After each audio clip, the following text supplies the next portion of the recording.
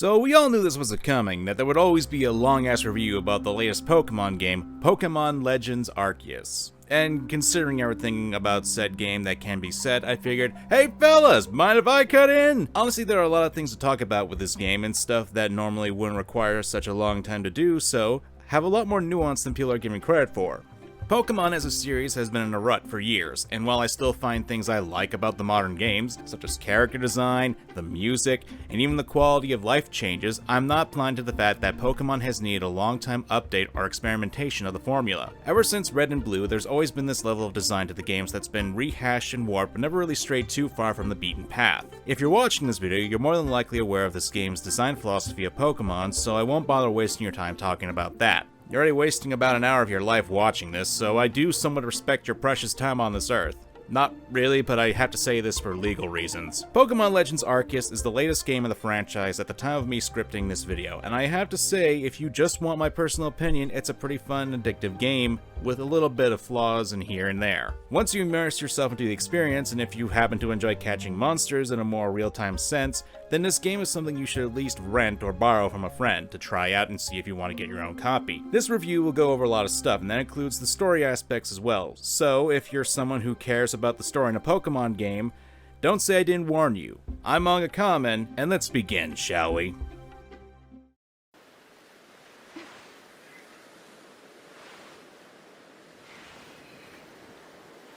Before I actually talk about anything in particular, I think it's important to address something that I've seen a lot of people complain about, and that's the opening section of the game, as well as its tutorial.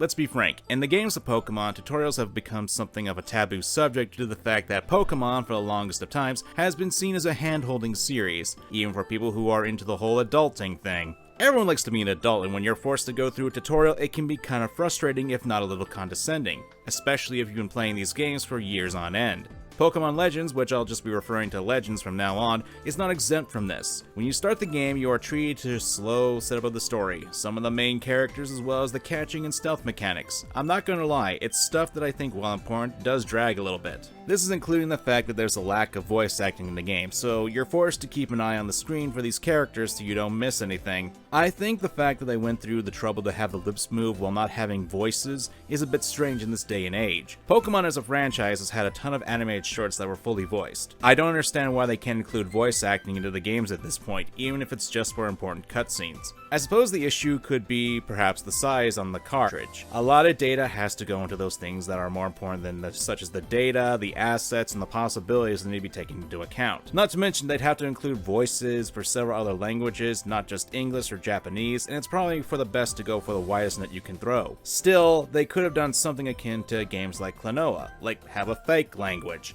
I mean, why not? It's not like we've seen fake words and letterings in the world of Pokemon before.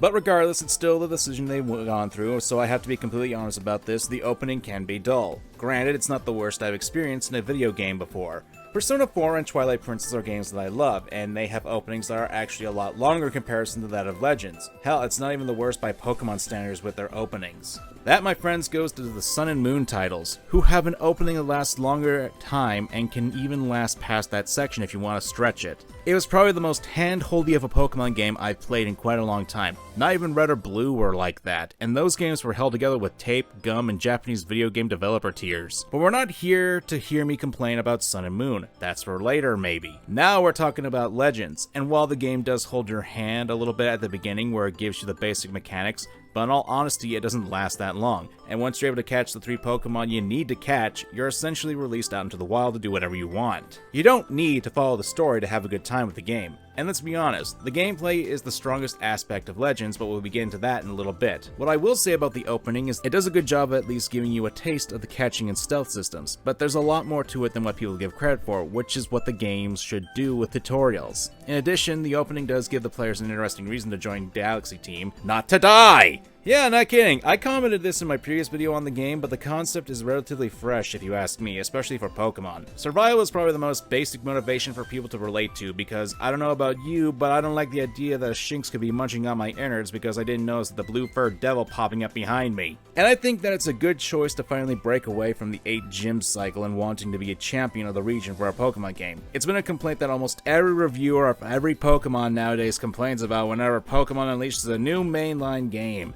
And it's one that I have to agree with. Pokemon as a series loves to play it a bit too safe when it comes to their games. And I don't know if it's because of the developers just like doing what they like to do, or if it's because of a corrupt money-grubbing jackass CEO who just wants more and more money to the point where they're currently stealing my money from me as I talk to you right now on this video.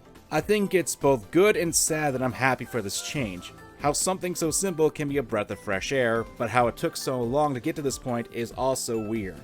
If I can go away from the main game for a moment, and I can because it's my video, I hope that in future games, the Pokemon developers take more risks like this for their narratives. Because while having the story in Legends isn't the stuff of winning awards, it's still a step in the right direction. One of the reasons why Pokemon Colosseum is so beloved by people is because it's deviated so much from the typical Pokemon storyline. You are a former villainous team member who not only blew up your former team's base, but also got away with a device that allowed you to steal other people's Pokemon. That is an interesting premise and concept for the game. It will get people's attention. If Legends had a more similar idea where your character isn't the greatest person in the world or a goody two-shoes at the least starting off, then I have no doubt in my mind that people would probably be a lot more receptive to the story of Legends. Again, your character's a blank slate, and I know that people will probably counter that it's a self-insert, and I don't agree with that. You're still able to do a self-insert character, it's just your character has an actual backstory in that rate. And I think it's time we talk about the story of the game.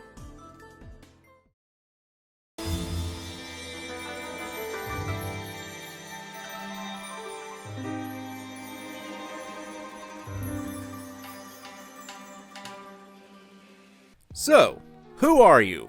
Why, you're the most interesting person in the world! You're a random 15-year-old kid who was presumably kidnapped in your PJs by the god of Pokemon, who decides to throw your ass into the land of Hisui to catch Pokemon. Why? Who knows? You then meet this professor, Professor Laventon, someone who may have come from Galar to Hisui to fill up the Hisuian Pokedex. How convenient that you're chosen by God to help this professor, and he's the first person you actually meet in the game that isn't covered in feathers, fur, or fire. Obviously, I find this to be quite a nice change in Pokemon, but as I've done with other things in my life other than play Pokemon, it's honestly not that very interesting opening to a game. There is intrigue, but it's not like you spend time trying to figure out why you were brought to Hisui. After helping the professor catch his runaway Pokemon, you're drafted into the Galaxy team, and after a night in your new shack, you're tasked to go quell some Pokemon lords that are rampaging in their respective areas. Basic RPG progression in the story. However, there's nothing really pushing you to continue the story. Hell, most of the time I ignore the story in my playtime because I was more enthralled in the catching mechanics. Kinda funny that there's a point in the story where the sky goes all funky and I was trying to catch me a shiny Gyarados. I just didn't give a fuck at the time. But I'm not saying that the story is bad, but the gameplay does take a lot of the player's attention, which if you ask me is probably the best way to go about games like this, where the story works, but it certainly isn't the main focus of the game. Pokemon games usually don't have a focus on story and tend to focus more on gameplay aspects, which as someone who loves games being games, I'm certainly fine with that. I'm not saying that the story isn't important to me in games, but every game needs to have a great story. Stories in video games have become a mess to me nowadays, and frankly speaking, a lot of studios are now trying to turn games into movies, when the fact of the matter is that's a terrible idea. The reason why gaming is so beloved is because it adds a bit of personal touch while you're playing the games that are scripted story cannot just perform, and it actively includes the player into the world's gaming, and as well as creating personal narratives. This is something that I believe Pokemon does really well at, and something that a lot of people like to consider when they're playing Pokemon, especially those filthy casuals. He only cropped up a few years ago and started acting like graphics are the most important aspect of Pokemon. Aww. How much you want to bet people are going to take that seriously? When you're playing Pokemon, you have complete control over what your team is like. From its members, to their moves, to even if you want to swap them out for an alternate colored version that may actually be statistically worse, but that's your choice, that's your team, don't question me why I do this! Even then, there's stories that are tailored specifically towards you guys. You remember that shiny Gyarados I brought up a little bit ago? That happened when there was an outbreak of Gyarados in a lake, and when I was going by the lake to check it out, I spotted that big red flying snake from overhead and I was like, holy shit! What happened next was me spending the next hour trying to capture this damn thing, and every time I failed, I had about 5 Gyarados coming after me, each of them aiming their hyper beams in an attempt to turn me into a pile of ash for daring to try to catch their red brother. That story will be specific to me and me alone, and there'll be experiences that I will not get that others have. That's the beauty of video games and personal stories. Pokemon has a lot more customization to those aspects, and thus there's going to be a lot more personal stories like that in that regard. That's the beauty of gaming and stories years in gaming. Getting back to the actual story, you're eventually introduced to Atamon and Irida, the leaders of the Diamond and Pearl clans respectively, two clans that believe in the almighty Sinnoh, a god that, depending on which clan you ask, is a god of time or a god of space. And it's here that I have to highlight something that is a bit of a weakness and a missed opportunity in Legends. At a later point in the game, you're given a choice to choose Atamon or Irida to help you after you get kicked out of Jubilife's village under suspicion of causing the Lord of Pokemon to go and possibly breaking the sky. Depending on who you choose, you get a chance to catch either Dialga or Palkia, and then after that, face the other in a boss battle with an alternate form. And I wish this was a little more setup to it. Throughout the story, you interact with Atamon and Irida, depending on which part of the story you're in, and you meet other members of their respective clans. So, I'm sitting here wondering, couldn't we ally ourselves with a clan instead of Galaxy Team? This isn't me judging the game for what it isn't, but a good opportunity where you could easily help tailor the story more to the player's interest, and possibly introduce a reason for the players to want to play the game again and choose a different faction to join. But unlike a lot of other people, I'm not saying this is a negative against the game itself. You just have to judge a game for what it is, not for what it could have been. Sadly, a lot of people tend to ignore that part of critique, and I think their own personal headcanons are instantly better than the original project, even though a lot of them have no actual experience in game design or programming. My idea would have to be tested and have to take into account possible other factors that would require a lot of different rewrites and such.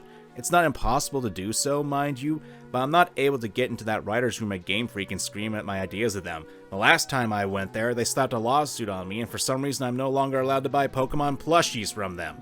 In my humble opinion, Game Freak and Pokemon's strengths lie in their Pokemon character designs, but will often allow the design work to do the heavy lifting for them. I mean, if you go on Twitter, you'll find a ton of artwork of Arezu, the redhead member of the Diamond Clan, and damn, I liked her being a redhead with a wicked design. Good job, Game Freak. 10 out of 10 game from me! The characters are really designed well to capture the attention of people, but when actually interacting with them, Pokemon tends to go a little limp with actually developing them as characters. I get that there are a ton of characters, but that's why you have a main cast and side characters, where you focus on the important characters in the story but also can take some time to highlight some notable side characters. A lot of the characters, stories, and legends don't really have an actual arc. The ones that do tend to be very shallow, and nothing that's offensively bad, but again, nothing that'll change how stories are told in games or get awards for it.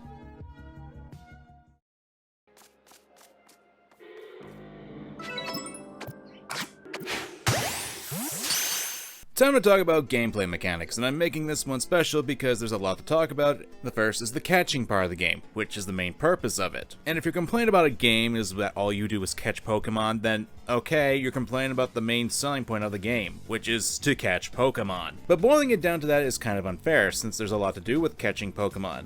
I'm talking about things like taking environment and location into consideration, the Pokemon itself that you're catching, as well as the various Pokeballs and tools you have at your disposal. A lot of people will complain about how you just have to sneak up on a Pokemon and throw a Pokeball at the back of their head, and then will claim it gets really repetitive, which, yeah, when you keep doing that specifically and don't take any chances, anything can be tedious. This neglects the other mechanics that can make catching easier and more dynamic. For an example, if you're sneaking up on, say, an Ursaring, you have to take in consideration the Teddiursa that are around it, and they'll see you if you don't distract them or catch them, and they'll attack you. You need to have environmental awareness, and there are other Pokemon around while trying to catch another, because if you get attacked, it will alert other Pokemon to your position. It's not as simple as a lot of people like to make it out to be. Hell, even dodge rolling will alert a Pokemon that you're there because they hear you. Luckily, there are a lot of tools that you can make use. For example, food. You can throw food out to distract some Pokemon. The only time this won't work is when you don't have the right food stuffs to distract Pokemon. But when it does, it'll attract any Pokemon in a set area, and that'll allow you to sneak up behind the ones you want to catch. You can also craft smoke bombs, which allow you to create temporary cover so you can sneak up on them close. Or you can use feather balls that allow you to throw Pokeballs at farther distances, and it does work on non-flyers too.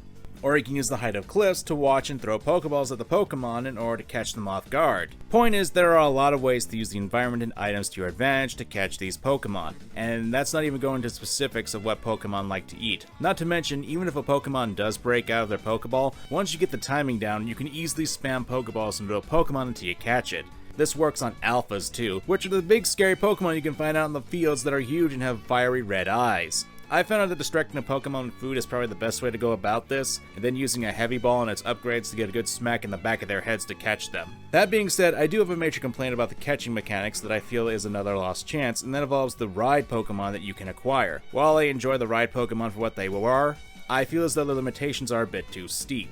I appreciate that Weird Deer can be used to move faster on land so it can allow you to jump. One of the biggest issues with these ride Pokemon though is that they're very limited in what they themselves can do. You can only catch Pokemon while riding on Basculegion, but you can't sneak up on Pokemon in the water. My question is, why can't we catch Pokemon while on the other ride Pokemon? Sneasler I kinda get since we're in this basket thing, but imagine if you could get the drop on Pokemon while on the walls you're on, or throw items to distract them. This is something that I can ask the other ride Pokemon as well, say for Basculegion, and why we can't catch Pokemon while we're on them. Hell, with Bravery, I was kind of expecting that we'd be able to throw Pokeballs at the Pokemon that are actually flying about in the world.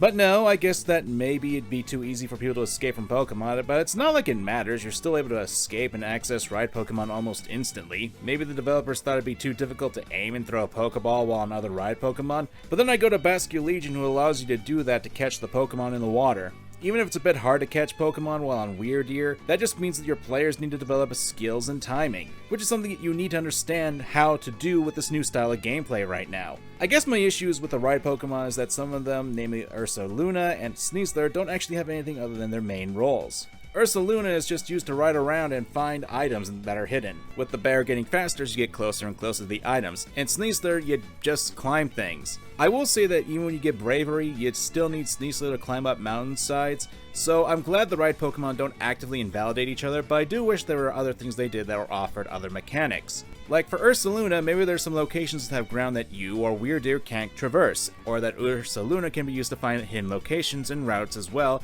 which would lead to more underground areas. It worked with the hidden item search ability if you ask me. Sneasler could also be used for other ways too, like you could command it to attack Pokemon and stun them, much like how your rotten apricots or mudballs can be thrown to daze them.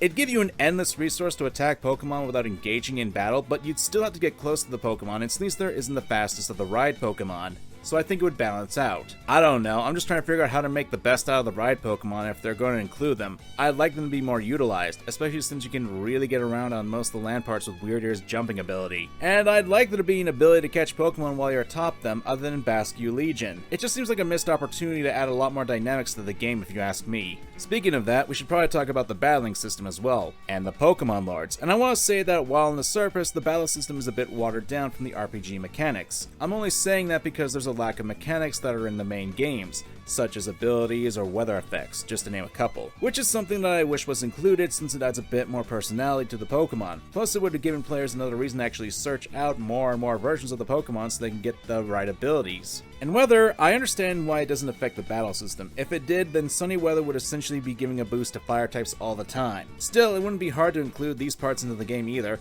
Could always have stuff like icons on the map that show there being strong sunlight or raining that could alert people to what kind of Pokemon would get a power-up in said weather. It allowed the players to actually plan out what they're doing in advance and consider what they want to battle against Pokemon that get a boost in weather conditions. Still, I'm not getting on the case of the game for not including them, so let's complain about the battle system, or rather, how the battle system is underutilized. The battle system takes a lot from the original RPGs of Pokemon, but with it being turn-based, where you and your opponent take turns whacking each other. To the point something out, just because the game is turn-based doesn't mean it's a bad system. People complaining about it being turn-based combat system because it's a turn-based battle system aren't actually pointing out a flaw, they're just stating their preferences. And that's fine if you're not a fan of turn-based battle systems, but that doesn't mean that's a flaw of the game, especially considering that the turn-based battle system is probably the fastest I've ever seen in a Pokemon game. Well, it starts with a Pokemon's battle cry, it smoothly transitions into the combat, and the animations are actually really snappy and quick. So if you're looking just to get through battling, it can be fast. I mentioned this before, but you do need to consider your surroundings when you confront a Pokemon in battle. If other Pokemon spot you and you get into a battle situation with one of them nearby, they'll join in on the fight, and you can easily get overwhelmed, especially if the Pokemon have decent levels. It is interesting and be quite hard to deal with, especially if you're trying to catch one of these buggers, and even more so if one of them is an alpha Pokemon. That's where things like the agile and strong styles of moves come into play. When a Pokemon masters a move, they can choose to either use these styles in combat. Strong style adds to the damage, but slows down your Pokemon on the turn order so the opposing Pokemon can get more turns in. Meanwhile, agile style allows you to do less damage, but will often allow your Pokemon to move twice in a row. Both of these styles are necessary if you're trying to catch a Pokemon or break it. Really all depends on the situation. One thing I should point out is that I really love that Pokemon can exchange moves. Not in battle, mind you, but once you teach a Pokemon a move, they have a backup move pool and you can exchange them at any time you want outside of combat. That's a really good quality of life change, and you can always get new moves in Jubilife Village. So it helps out, and really, I think this is a change that the main series could stand to incorporate into. We had a similar mechanic in Sword and Shield where you had to go to the Pokemon Center and talk to a shopkeeper in order to do that. This you can do in the main menu and change up your moves. I think I need to make this clear that the quality of life changes in this game, as well as the speed of menus and cutting out a lot of the fat when it comes to some of the more tedious aspects of Pokemon's normal formula, is something to be applauded to. A lot of people don't like to take into account the small quality of life choices that the game presents and when they focus on the negatives of the game. This stuff should be included in future games and needs to be said and pointed out. Granted, there are some useless things like being able to move around in the Pokemon battles, and fun fact, you can actually get hit by Pokemon attacks if you're too close to them. I never found out if you can actually get knocked out through this though, but I'm not gonna test that. Heyo, the editor, Wave Runner here, and I did discover a fun little tidbit relating to damage taken during battle. While it doesn't seem like getting hit by moves hurt you while inside a battle, I found that you can still drown during battle, and it is shown that you do take damage after you end it. It does not seem like you can black out from drowning while battle is ongoing, so it's kind of like a false swipe effect. You can be beaten to the brink, but not knocked out. Back to your regularly scheduled common. That actually brings me to something fun, the camera system. I know it's not really a gameplay mechanic, but I don't really have anywhere else to talk about it, but in terms of that of Sword and Shield, I have to say it's really fluid. I never had issues with the camera in my playing of the game, never got stuck on anything, and the control for it was smooth. It's definitely an improvement from Sword and Shield, and there's a lock-on system when you're near Pokemon. And that's a little weird. Like, you're able to change which target you want to lock on by hitting the A button, but sometimes it wouldn't work. Maybe it's just a me thing, but I wanted to be upfront about that. As someone who plays a lot of games that have a targeting system, like Devil May Cry, Legend of Zelda, I'm definitely going to say that Pokemon definitely could do a better job with a system like that. Then again, this isn't a real-time combat system, so I'm not saying that it's super important, but it's weird, and it got on my nerves when I was trying to catch a Pokemon. When I wanted to switch targets, it didn't go to the target that I wanted. Maybe because the one I wanted to hit was a bit too far, but it was still annoying, so blah. If there's another complaint I had about battling, it'd be actual trainer battles. There are some in the game, but I really would have enjoyed that there being more trainers other than just those you can get at the training grounds. I understand that there's an in-game reason for why there's a lack of battling in the game, but considering that near the end of the game, most if not a lot of people are accepting of Pokemon, there could have been a change in the overworld where people are out catching wild Pokemon of their own, and if you talk to them, you can actually battle them. It seems like a missed opportunity, but I understand that the focus of the game is to catch the wild Pokemon, but there are some good battles in the game, and I would have loved there being more optional trainer battles out in the wild. It fleshed out the gameplay and allowed the players to have new content after they completed the Pokedex. And in that case, let's talk about the Pokemon Lords, the bosses of the game. Honestly, I'm of two minds with this change. Now, I can appreciate a more real-time based system where you have to dodge the Pokemon's attacks and throw bombs at them to calm them down. Ow! Wave, I'm calm! You do not have to throw bombs! You look pretty agitated to me.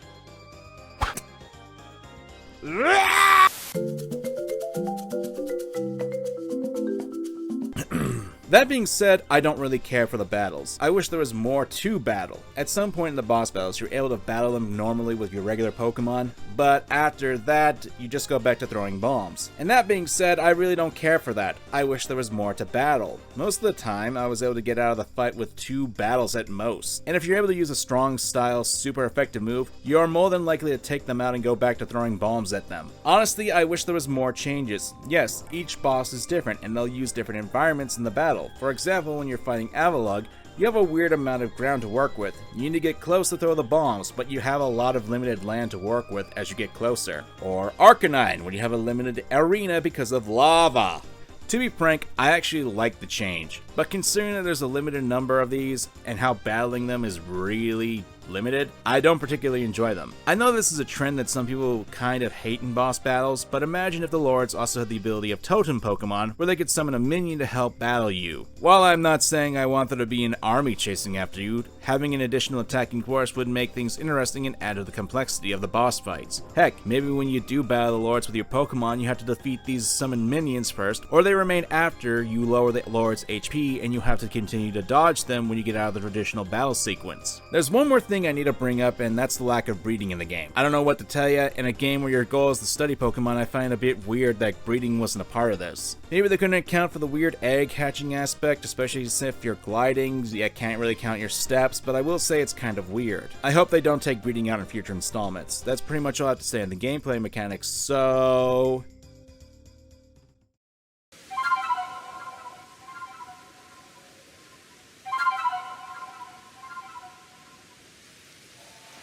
So, when I do reviews, I don't normally talk about design, aka the artistic design of a game, but there's a mixed bag going on here. On the one hand, I thoroughly enjoyed the design of not only the characters, but also the new Pokemon. Then on the other, I have an issue with the design of the world of Hisui. Let's talk about the world of design first. Now, I want to point something out before we begin. Pokemon, despite the fantastical creatures in the game, has always had for the most part a down-to-earth and realistic background design philosophy. While there are definitely outliers you can point out in the series, such as Chargestone Cave in Black and White, or the mushroom town of Balonlea, I think that's how you pronounce it, in Sword and Shield, locations that I think that Pokemon definitely should try to emulate in future titles, definitely, Pokemon's usual flair of backgrounds tend to be on the more mundane side. This isn't a bad thing, mind you. A fun fact that a lot of people don't know about Pokemon is that there are a lot of inspiration taken from the Mother series. Yeah, bitch, Pokemon's the original Undertale. So, when people make the conflation between graphical quality and design, and yes, there are people who do that, and there is a difference between the two, they ignore the fact that Pokemon is based within our real world. Every region has its roots within real locations of our world, and will reflect on that.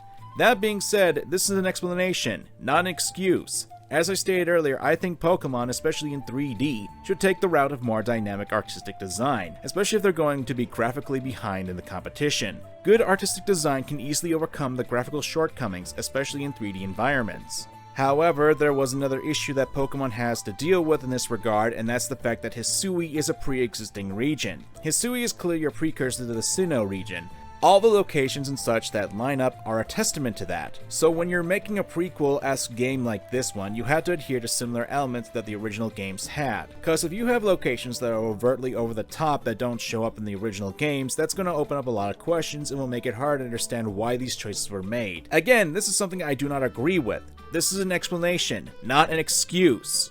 And the reason why I say this is because it's been years, and I know for a fact that Pokemon, at least in artistic design, can do better. They did this with the previous games, like in Sword and Shield. While Spikemuth had a lot of issues with its level design, its artistic design made it one of the most memorable locations in the franchise to me. If your graphics aren't going to be top-notch, you need to at least try with the artistic direction of your game. Which is funny because the character design is actually pretty damn good. And I've stated that the design of the characters does a lot of the heavy lifting, especially for their story and characterization, but that doesn't mean that they're bad designs. Probably one of the most interesting designs is Ingo. And that's the same Ingo from Pokemon Black and White. Apparently he traveled through time, and it's amazing to consider the how and why he's here. Or Arezu, who, like, seriously, they gave her a pear shape and red hair, and like, I really love that. And that's just not me saying that, that's in the concept art for Arezu. A lot of the characters have design elements from previously established characters throughout the series, such as Volo having elements of Cynthia, at least while he has the hat off. Still a lot better than Shieldbert and Swordward. It's an interesting take on previously established ideas and concepts for characters and adapting them to a more feudal-era style of Japan, with a lot of the characters possessing characteristics and design elements from their ancestors. Granted, this leaves a lot of questions up in the air about how a cowboy hat is apparently in feudal Japan, but hey, the world may never know. Seriously though, people are thirsting a lot for these designs. So, Pokemon knows what it's doing, to create waifus and husbandos, and if you're wondering why the games are so popular still, well there's a reason for you right there! As for the new Pokemon, I have to say while the roster is smaller than in previous generations, I don't think that's a bad thing, especially considering that the goal of the game is to catch all the Pokemon. Unless you must spend thousands of hours catching over 900 little bastards, the smaller dex is necessary for this. And for the new Pokemon that were introduced, mostly the regional variants and the handful of new Pokemon, it's a mixed bag for me, but that's standard fare for Pokemon games design, and preferences are subjective stance in that regard. I may like Ursaluna and Sneasler, but I personally hate Enamorus, and that's saying something because most of the time I don't really dislike a Pokemon's design. I don't know, I just feel like it could have been more done for a brand new Pokemon that doesn't have a previously established evolutionary line than this thing! This thing's gonna give me nightmares if I keep looking at it.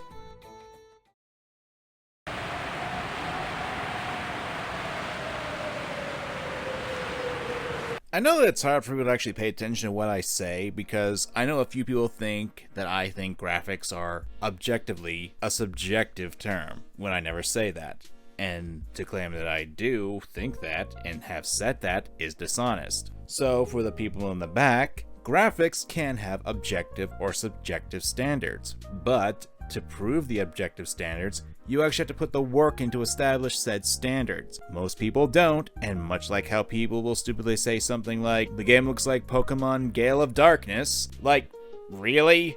You think this looks like this? I understand this is a meme, but considering there are so many people who are unironically using the "this looks like an N64" or "this looks like a PS2 game" as a major part of their critiques, I'm sorry, but I honestly have to question the legitimacy of your eyesight if you think the game looks like this. Frankly, it's an insult to PS2 and N64 games because there are some real good looking games on those consoles and you people are coming off as graphic whores. Now, graphics can be important. There can be some objective and subjective issues. I've talked about this multiple times in the past with other videos and games, but as I've said in my rant video, graphics are a secondary consideration to me. To me, gameplay is what first and foremost matters to me in games that have gameplay. Presentation is a secondary concern, and this is a personal preference in that regard. I don't know why it's so hard for people to understand that when I say graphics are subjective, because they are subjective because not everyone plays games for graphics!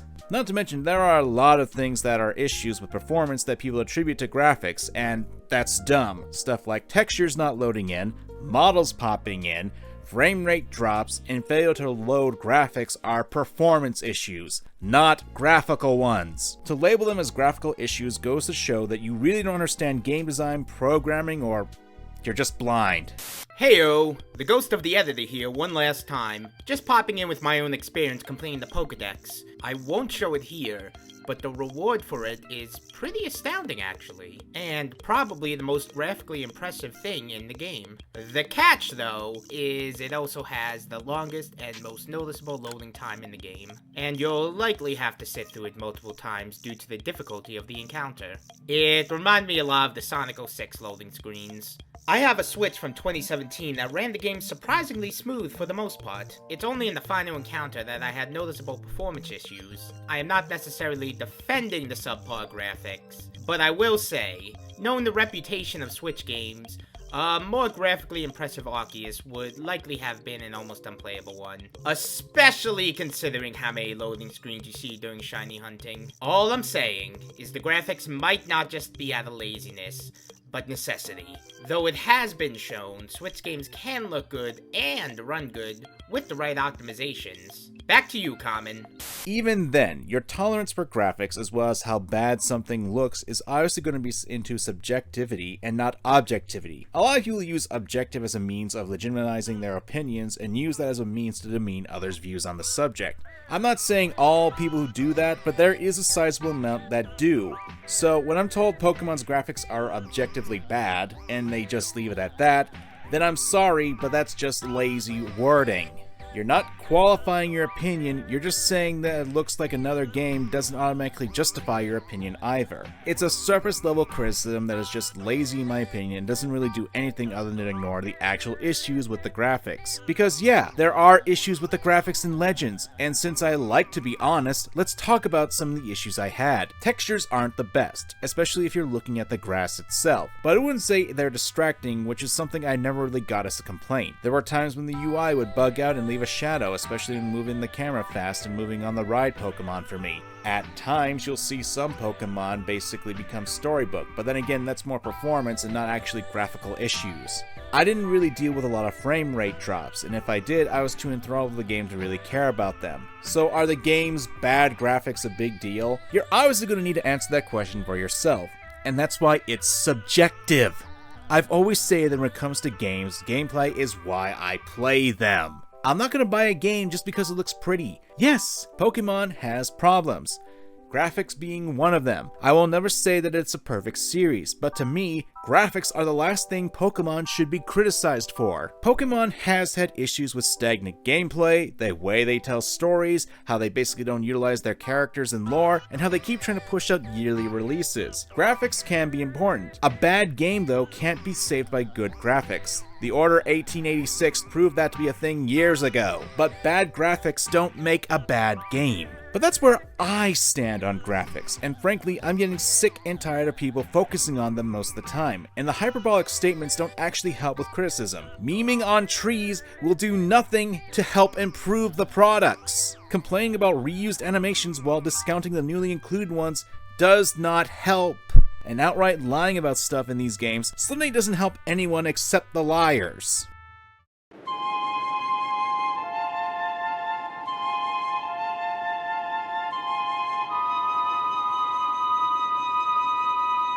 So after all that, and after everything I had to say, where do I stand with Legends? And should you guys buy it? Well, that depends on a number of factors. If you're looking for a fresh Pokemon experience, this is definitely something you'll probably at least want to check out and find some enjoyment in. If you're looking for a game that has killer graphics, then I don't think you should get it. If you're looking for the biggest new part of the Pokemon franchise, while this is a step in the right direction, I don't think it's quite there yet. I did indeed enjoy my time with Pokemon Legends Arceus, that I cannot deny, but as a reviewer and a critic, as well as a YouTuber with a sizable audience, and said audience will listen to my opinions on a regular basis, I owe it to not only my current audience, but any potential audience members to be honest about this game. Even after all my complaints, if the game still looks fun, then I suggest you go get it, if not, on sale. Like that's ever gonna happen. What a load. If you consider graphics to be more important than gameplay, then I don't suggest you do get it. Frankly, I don't care either way. It's not like I'm actually employed by the Pokemon Company. I'm just a dude on the internet who just likes giving his opinion on nerd stuff. My opinion isn't better or more important than just some rando on the internet board. I certainly don't consider myself to be more important, but hey, some people like listening to weirdos on the net like me. So in all honesty, like I said before, even if you like Pokemon like I do, I think Legends is a step in the right direction. It's not a perfect game, though I doubt there would ever be a case for there being a perfect game in existence. Legends is not a great game, it's not a bad game, it's a fun game. And at the end of the day, and I don't know about you, but I prefer to have actual fun over great graphics. But hey, that's just me. I'm MangaKamen. Thanks for watching.